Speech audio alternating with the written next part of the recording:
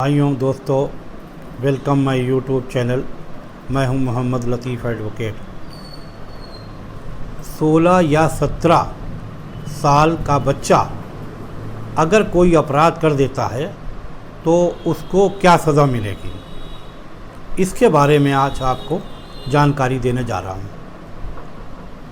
कोई अपराध किसी बच्चे ने, एक बच्चे ने या कई बच्चों ने मिलके, मान लिया किसी के घर में घुस पड़े, गालियां दी, जान से मारने की धमकी दी और उसको मारा पीटा, उसके कोई चोट पहुंचा दी, उसको कोई ग्रीवियस इंजरी पहुंचा दी, उसको लाठी डंडे से या हाथ से मारा, पटक दिया उठा के, तो क्या धारा बनेगी? ये धारा 452, 323, 504, 506, 325 आईपीसी की धारा बनेगी। इसमें जो केस रजिस्टर्ड होगा इन्हीं धाराओं में होगा। और अगर कोई ग्रीवियस इंजरी आ गई, यानी सर फट गया या कोई बच्चों ने चाकू मार दिया, कोई बड़ी फटे हुए चोट आ गई, इनसाइज वुंड, या लाठी मार दी सर पे, लैसेरेटेड वुंड बड़ा आ गया, या सर फाड़ दिया, तो धारा 308 और 307 भी ईजाद हो जाएगी, वो भी उसमें जुड़ जाएगी।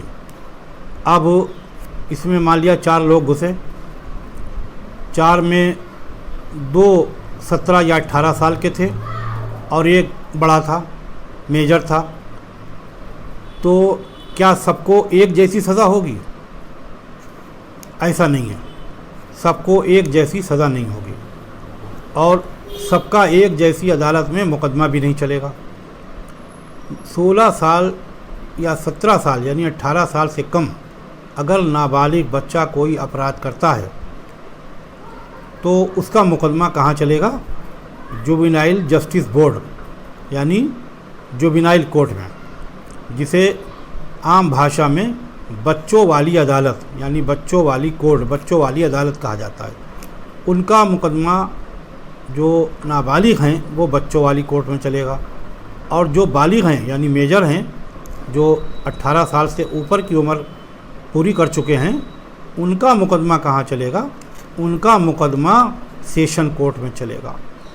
जब तक पुलिस की जांच पड़ताल होगी, पुलिस जब तक चार्जशीट अपनी सबमिट करेगी, उसमें फिर ये देखा जाएगा कि कौन नाबालिग है कौन बालिग है।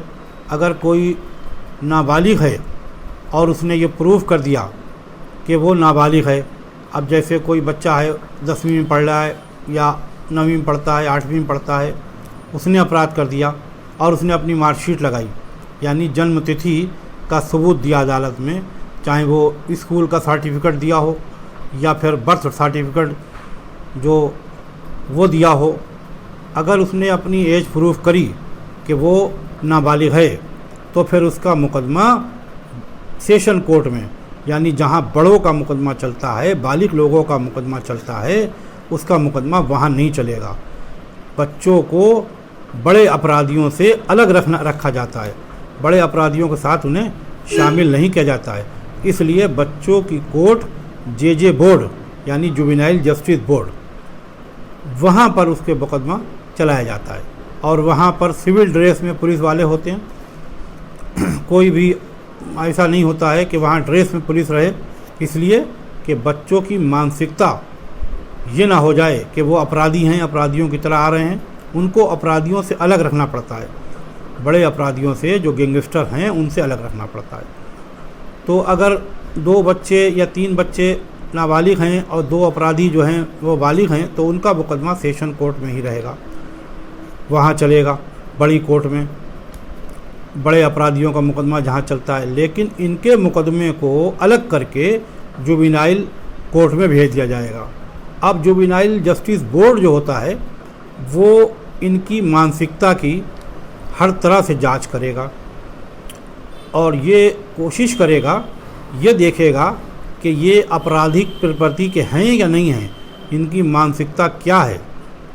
ये ऐसा तो नहीं अपराध करने के आदी हो गए हों, इनकी मानसिकता ऐसी हो कि ये बड़ों के साथ मिलके अपराध करते हैं।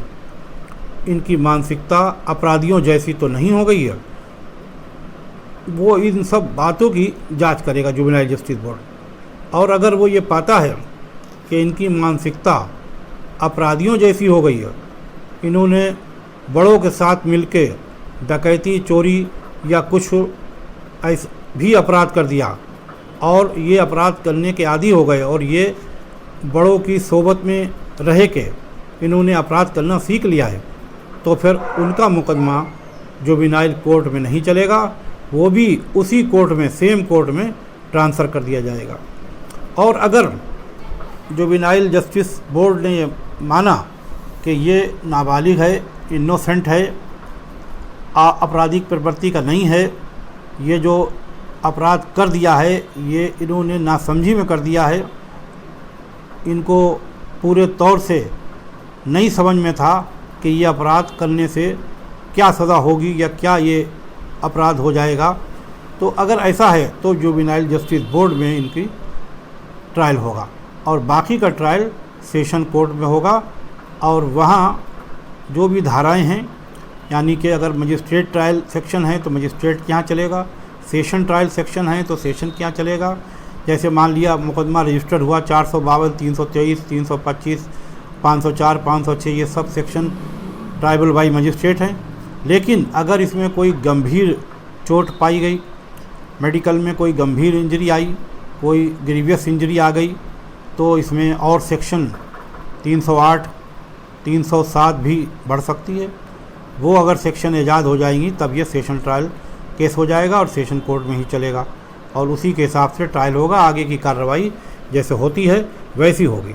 लेकिन जो जुवेनाइल कोर्ट में चलेगा तो वहाँ पर इन बच्चों पे ट्रायल होगा, जिस तरह से ट्रायल होता है वैसे ही होगा।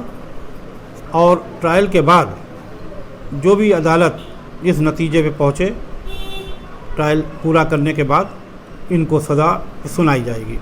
लेकिन जुवेनाइल जस्टिस कोर्ट 3 साल से ज़्यादा सज़ा नाबालिग को नहीं दे सकती। 3 साल तक की सज़ा इनको दी जा सकती है। अपराध चाहे जितना भी गंभीर हो, चाहे जैसा हो, इनको इतनी ही सज़ा दी जा सकती है। और बाकी जो हैं मेजर मुलजिम, जो मेजर अभियुक्त हैं, उनको सेशन कोर्ट में जो सेक्शन हैं, जो धाराएं लगी हैं, उनके हिसाब से उनकी वहाँ पर ट्रायल के बाद पूरा ट्रायल होगा, सबूत, गवाही सब कुछ होने के बाद जो फैसला आएगा तो उन सेक्शन के हिसाब से उनको सज़ा दी जाएगी। तो अगर 16 या 17 साल का बच्चा अपराध कर देता है तो उसको कितनी सज़ा दी जाएगी? 3 साल तक। इससे ज़्यादा की सज़ा उनको नहीं दी जा सकती है, कानूनी प्रतिबंध है। और उनका मुकदमा अलग रखा जाएगा, उनको बड़े अपराधियों से अलग रखा जाएगा, उनको बड़ी जेल में जहाँ बड़े अपराधी रहते हैं वहाँ नहीं रखा जाएगा। बच्चा जेल अलग बनाई जाती है, बच्चे को बच्चा जेल में ही रखा जाएगा और उनको पूरा सुधारने की कोशिश की जाएगी।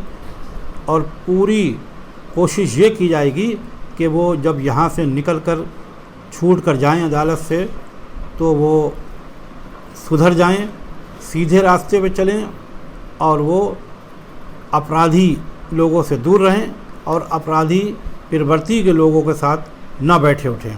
उनको सुधारने की पूरी कोशिश की जाएगी। एक तरह से बच्चा जेल जो होती है वो बच्चों को सुधारने के लिए काम करती है।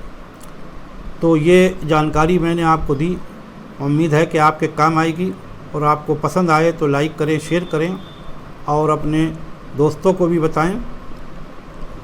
अगर आप हमारे इस चैनल पर नए हैं या आपने चैनल को सब्सक्राइब नहीं किया है तो इसे सब्सक्राइब कर लें और बेल आइकन के बटन को प्रेस कर दें ताकि जैसे ही अगली वीडियो अपलोड हो उसकी जानकारी सबसे पहले आप तक पहुँचे और आपको कानून की नई नई जानकारी मिलती रहे। और अगर आपका कोई सवाल है, आप कुछ पूछना चाहते हैं तो आप हमारे कमेंट बॉक्स में जाके अपने सवाल को लिखकर पूछ सकते हैं। ये वीडियो यहाँ तक देखने के लिए धन्यवाद। Have a nice day. अगली वीडियो में अगली सेक्शन के साथ आपसे फिर मुलाकात होगी।